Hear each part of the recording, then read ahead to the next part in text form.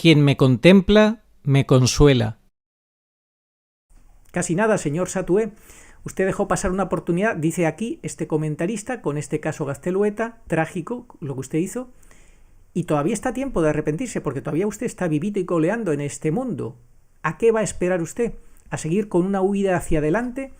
¿A qué va a esperar usted? Desperdició esa oportunidad, nosotros le hemos escrito animándole a que se cambie de bando, a que se ponga en el lado de la verdad, de la justicia, de la Virgen, y usted no nos responde. ¿Ya ha visto dónde dice este señor, don Julio, que usted puede acabar? En el infierno eterno. No es ninguna broma, señor Satué. No se lo deseamos, ni a usted ni a nadie. Así que, por favor, recapacite. Está a tiempo, pero la muerte viene sin avisar. Y ninguno estamos libres de poder contar mañana que estemos aquí en este mundo. Así que, señor Satué, yo le recomiendo, por favor, que tome en serio esto y se arrepienta y cambiese de bando, por favor, se lo pido. Muy buenas, saludos cordiales en Cristo y María y siempre bajo la custodia de nuestro querido San José. Hoy es 23 de noviembre, año 2025. Se cumplen 2 meses del correo electrónico que enviamos al nuevo obispo de Málaga y Melilla, el señor Satué, don José Antonio Satué.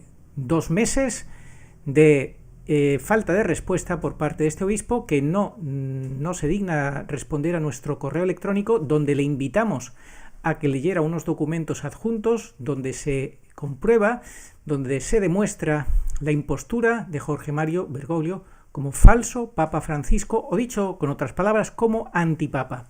Y por tanto, todo eso es lo que nos ha llevado hasta el día de hoy a un segundo antipapado con el antipapa León XIV y un cónclave nulo e inválido como el de 2013. Bueno, pues el señor Satué sigue sin respondernos. 2 meses han pasado de aquel correo que le enviamos y no nos extraña que no nos conteste, porque fijaos cómo va a contestar un señor que ha participado en lo que se califica por un catedrático de Derecho Eclesiástico como el caso Gaztelueta, que vulneró principios jurídicos fundamentales. O sea, este señor Satué, según este catedrático de Derecho, ha participado en un juicio que ha vulnerado derechos jurídicos fundamentales. Fijaos la noticia.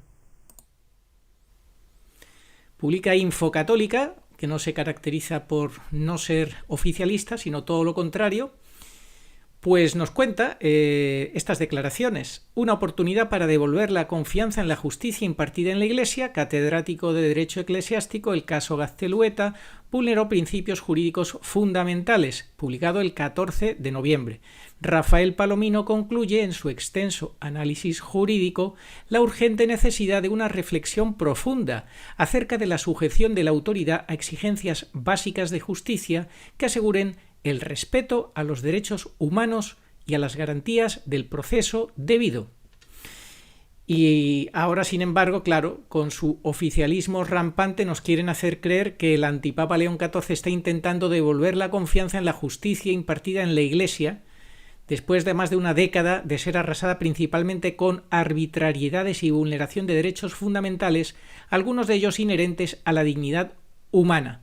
Como doctor en Derecho Canónico y más aún por haber sufrido vulneración en su derecho al filtrarse dossiers que le afectaban, las expectativas de muchos católicos son altas en el estilo sencillo y humilde del Papa León. Señores,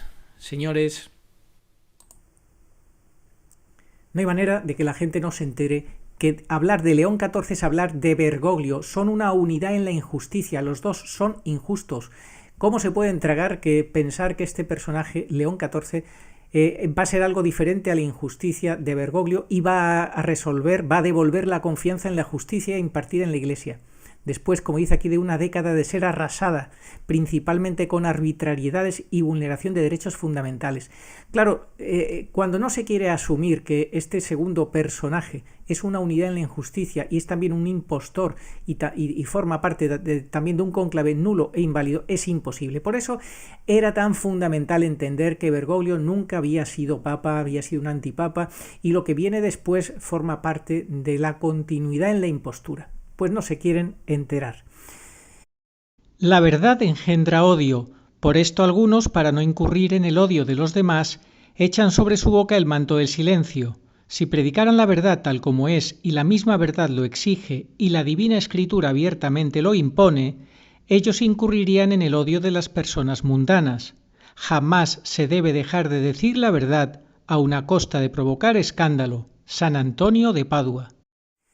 Pero lo que sí hoy hacemos este vídeo es para recordarle a Monseñor Satué, el obispo nombrado por Bergoglio, por tanto sin verdadero mandato papal, que nos tiene que responder, si no quiere respondernos, no nos va a responder, como ya han pasado 2 meses sin respondernos a nuestro correo, sin respondernos a los motivos por los cuales nosotros le hemos explicado y expresado por qué Bergoglio fue un antipapa y por tanto su nombramiento como obispo, el suyo, está hecho sin verdadero mandato pontificio, lo cual acarrea graves consecuencias jurídicas, canónicas.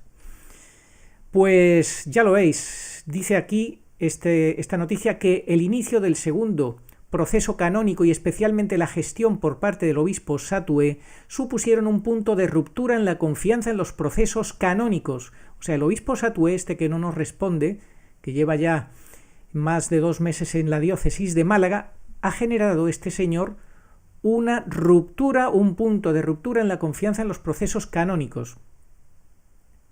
Casi nada por eso. ¿Será que le gustaba tanto a Bergoglio este señor? El estudio titulado El decreto penal en el caso Cuatrecasas Martínez Guía de Perplejos, publicado en septiembre en la revista académica Stato, Chiesa e Pluralismo Confessionale, sostiene que el procedimiento no constituyó un verdadero proceso penal. Fijaos lo que dice. No constituyó un verdadero proceso penal, es decir, un falso. Si es que esta gente, pues eso de la verdad parece que no les importa nada, sino un procedimiento disciplinario ad hoc que vulneró garantías básicas del debido proceso. Un procedimiento sin garantías procesales. Fijaos. Palomino argumenta que no existió un verdadero proceso penal según se entiende por tal en los ordenamientos jurídicos contemporáneos, sino que se optó por una vía que se asemeja más a un procedimiento disciplinario interno de una institución eclesial. Esta elección, según el catedrático, pudo estar motivada por la presión mediática y la existencia de una condena en la jurisdicción española. El análisis critica especialmente que se haya prescindido de las exigencias mínimas del justo proceso, recordando que la urgencia o gravedad de un caso no puede justificar los tribunales de excepción, creados ex professo para juzgar determinados delitos o situaciones fuera del sistema judicial ordinario.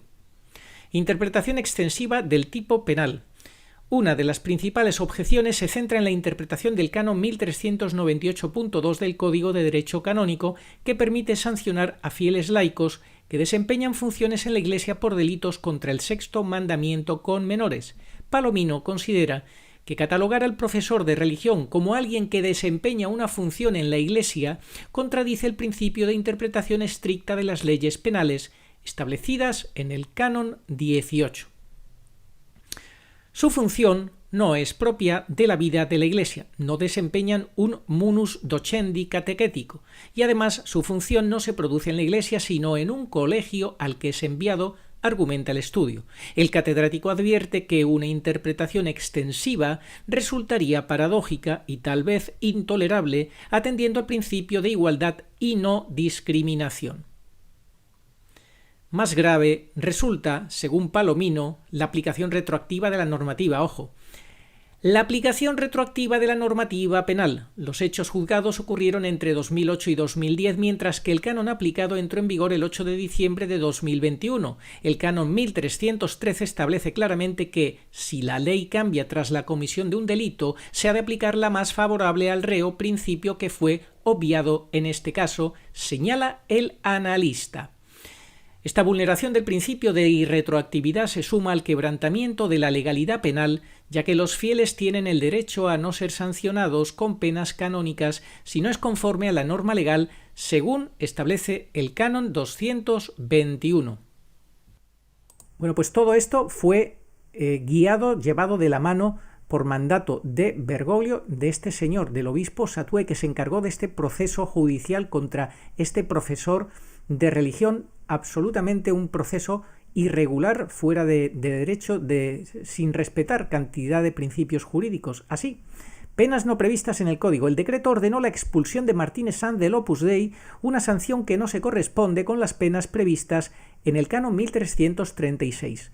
En su lugar se recurrió a los artículos 30 y 32 de los estados del Opus Dei, transformando una medida disciplinaria interna en una pena expiatoria, lo que según Palomino quebranta el principio de legalidad penal. El catedrático destaca que se estableció como derecho sustantivo penal con posterioridad al decreto de inicio del proceso, 17 de agosto del 22, una normativa ad hoc, mediante un nuevo decreto de 28 de junio de 2023 que incorporaba los mencionados artículos de los estatutos. Estamos ante una normativa ad hoc, sustantiva y procesalmente desfavorable, promulgada mediante decreto, concluye, es decir, el rodillo. Ellos aplican el rodillo aunque se salten los principios jurídicos. Y en eso participa el señor Satué. Problemas en la valoración de la probatoria.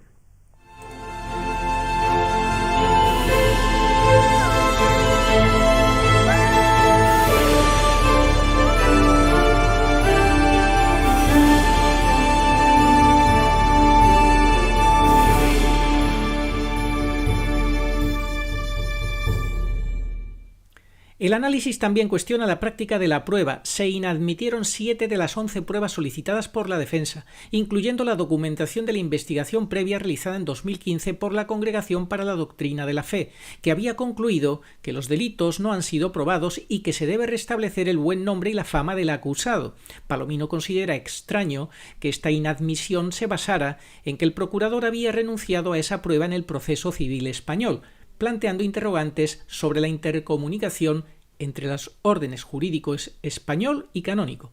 El estudio también critica la interpretación sesgada de testimonios. El testimonio concorde de 10 profesores y 13 alumnos que negaban una mayor duración de las entrevistas entre profesor y alumno fue interpretado como intención de querer negar cualquier indicio que pudiera inculpar al profesor, lo que según Palomino equivaldría a insinuar perjurio por parte de los testigos. Dependencia de la jurisdicción civil. El catedrático sugiere una fuerte dependencia de las conclusiones de la jurisdicción civil española en detrimento de una valoración autónoma de los hechos. Los paralelismos entre las conclusiones obtenidas por la Audiencia Provincial de Vizcaya y el decreto penal son llamativos, señala el análisis. Para emitir un decreto penal condenatorio, la autoridad debe alcanzar la certeza moral sobre la culpabilidad del sujeto, pero Palomino considera que ésta parece centrarse exclusivamente en que ha habido una condena penal en los tribunales españoles. Los límites de la potestad papal. Una de las cuestiones más controvertidas que plantea el análisis es si la potestad plena del Papa puede justificar la vulneración de principios jurídicos básicos, y aquí por supuesto dando por hecho que este antipapa fuera papa. El decreto se ampara en el Canon 331, que establece la potestad suprema del romano pontífice, pero Palomino argumenta que esta potestad debe respetar la constitución y estructura de la Iglesia de institución divina, y está limitada por el derecho divino natural y positivo. Lo que siempre hizo Bergoglio, estar por encima de Dios, del bien y del mal.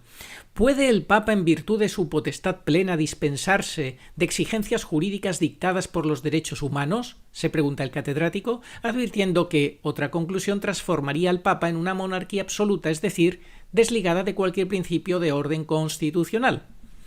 Un procedimiento disciplinario disfrazado. Es que esta gente se disfrazan, claro, viven en el engaño, en el disfraz permanente. El análisis concluye que lo que realmente sucedió fue un procedimiento disciplinar en aplicación de los números 30.1 y 32 del Código de Derecho Particular del Opus Dei ante la existencia de una causa grave para proceder a la dimisión del miembro de la prelatura. Sin embargo, la avocación de la causa al romano pontífice fuerza por completo lo previsto en los estatutos, que establecen que la dimisión debe ser decretada por el prelado o el vicario regional, no por una autoridad externa. El catedrático concluye que el decreto parece ser más una respuesta a contingencias externas y a la búsqueda de una solución expedita ante un caso de alta repercusión mediática que el resultado de un proceso llevado a cabo con todas las garantías. Y es que la verdad no les importa a estos señores, lamentablemente. El caso se inició tras la condena de Martínez Sanz por la Audiencia Provincial de Vizcaya a 11 años de prisión en 2018, posteriormente rebajada a 2 años por el Tribunal Supremo en 2020. El proceso canónico se reabrió en 2022 después de que el Papa Francisco conociera personalmente a Juan Catrecasas durante la grabación de un documental del periodista Jordi Évole. El estudio de Palomino subraya la urgente necesidad de una reflexión profunda acerca de la sujeción de la autoridad a exigencias básicas de justicia que aseguren el respeto a los derechos humanos y a las garantías del proceso debido. Solo así, concluye, la Iglesia Católica podrá ejercer su derecho originario a castigar delitos de una manera que sea ejercida y percibida como justa, equitativa y conforme a su propia tradición jurídica. Ya lo vemos que estamos en manos de gente injusta. Bergoglio era el injusto definido así por la Virgen en Umbe y su hombre de confianza en España, el señor Satué, se adhiere, se entrega a ese modus operandi que, como estamos viendo aquí, no respeta la justicia, ni las leyes, ni el ordenamiento jurídico, sino que es un abuso de poder. Lo estamos leyendo, no nos estamos inventando nada, lo dicen expertos en derecho. La lástima es que les falta por asumir lo esencial, y es que Bergoglio realmente fue un antipapa. La cronología viene aquí, una síntesis cronológica del caso conocido como caso Gaztelueta o caso Cuatrecasas Martínez, desde los presuntos delitos cometidos hasta la resolución canónica final, un proceso inicial y denuncias de 2008-2014, y ahí te viene toda esa cronología. Fijaos, ahí está la cronología. Que lo lea el que tenga interés, porque es un caso sangrante, hasta que después de que todo se recurre y queda poco menos que en nada, Bergoglio toma cartas en el asunto el 29 de diciembre manifestando su cercanía, dice, y anunciando la apertura de un juicio canónico en 2014, un primer proceso canónico y sentencia civil. Fijaos todo esto. No lo vamos a leer para no alargarlo. Y luego la reapertura del caso canónico y la resolución final entre el 2022 y 2025, cuando Bergoglio conoce personalmente a Juan Catrecasas, decide abrir un nuevo proceso canónico. El obispo de Bilbao, el 15 de septiembre de 2022, anuncia que Bergoglio había ordenado a la institución un nuevo proceso canónico encomendado a Monseñor José Antonio Satué. Y ya José Antonio Satué toma cartas en el asunto y bueno, y al final pues se hace lo que se hace. Y todo esto termina con que ahora mismo estamos en un proceso judicial en el cual el acusado, injustamente, por este maltrato jurídico a todas luces ya expresado y explicado, el señor don José María Martínez pone una denuncia contra el señor Satué y está en ese proceso judicial, que a mí me cuentan cosas que están pasando que no voy a contar, pero llegado el caso las contaré. Y vamos a ver entre los comentarios de la gente, pues un comentario que hemos visto por aquí que nos ha llamado la atención.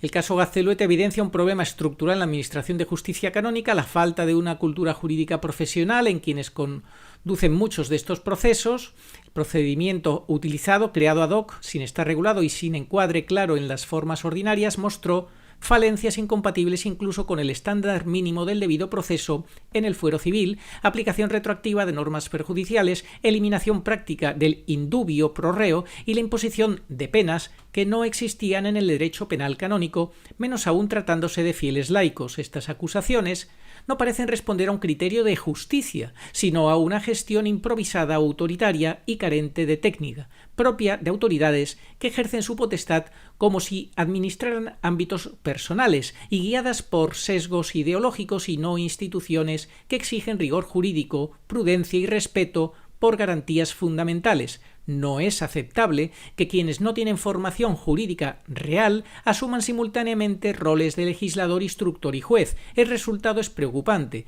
O existe una ignorancia temeraria de los principios más elementales del derecho, o hay una indiferencia profunda hacia las garantías esenciales de un proceso justo. En cualquiera de los casos, lo que queda en evidencia es la urgencia de profesionalizar seriamente la administración de justicia canónica si es que se desea mantener su credibilidad y evitar que casos como este vuelvan a repetirse.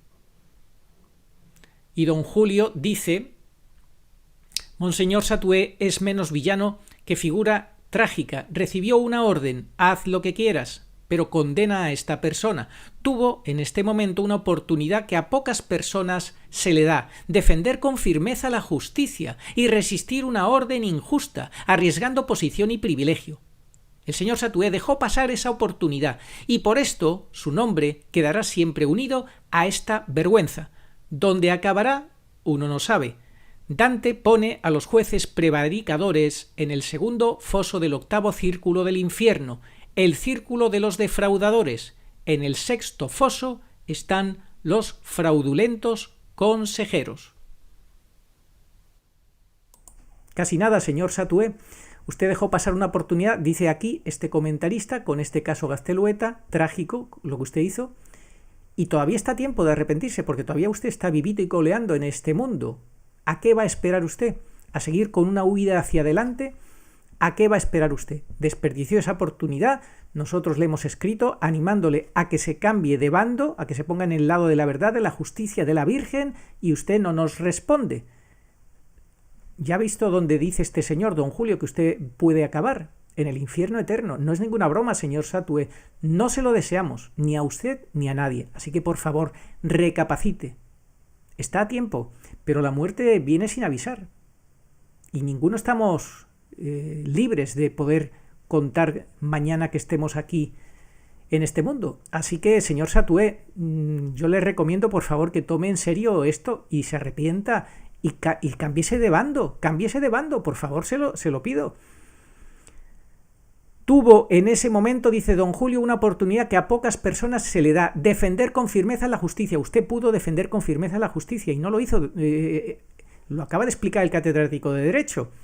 Y resistir una orden injusta, arriesgando posición y privilegio. Fíjese qué oportunidad ha tenido usted. Bueno, pues todavía tiene usted esa oportunidad. La tiene ahora, reconocer la verdad y dejar la situación de injusticia en la que usted está entregado, a la que usted está entregado. Usted ha elegido el bando equivocado, señor Satué. Dejó pasar esa oportunidad, dice don Julio, y por esto su nombre quedará siempre unido a esta vergüenza. Arrepiéntase, está a tiempo. El día del juicio final, señor Satué, todos nos vamos a ver las caras, todos. Ahí no habrá manera de esconderse, de ninguna manera. Así que, por favor, cuando se cumplen 2 meses del correo que le enviamos y que usted no nos responde, tome cartas en el asunto. Arrepiéntase, sea valiente, honesto, sincero. Elija la verdad. Elija la verdad, señor Satué. Elija la justicia, porque de momento usted está entregado a la injusticia.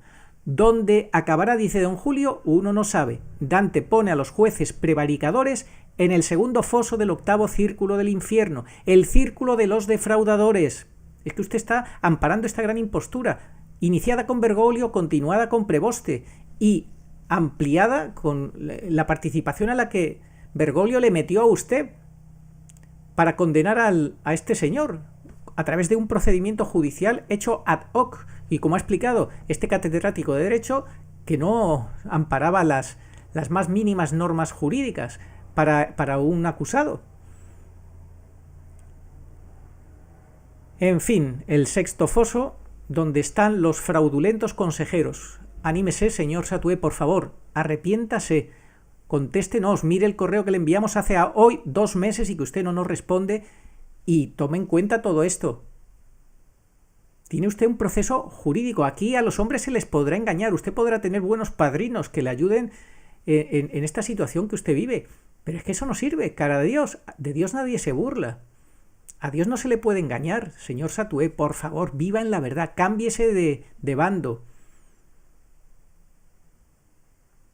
En fin, la diócesis de Málaga y Melilla ha acogido entre sus filas a un señor como usted. Nosotros lo hicimos desde el primer día. Nosotros, ni obediencia, ni reverencia, ni adhesión a usted. Imposible. A día de hoy no, si usted se arrepiente y se cambia de bando y reconoce la verdad de lo que ha pasado y deja la injusticia a un lado, pues nosotros estamos con usted, si usted deja ese camino. Pero por favor, ya es hora.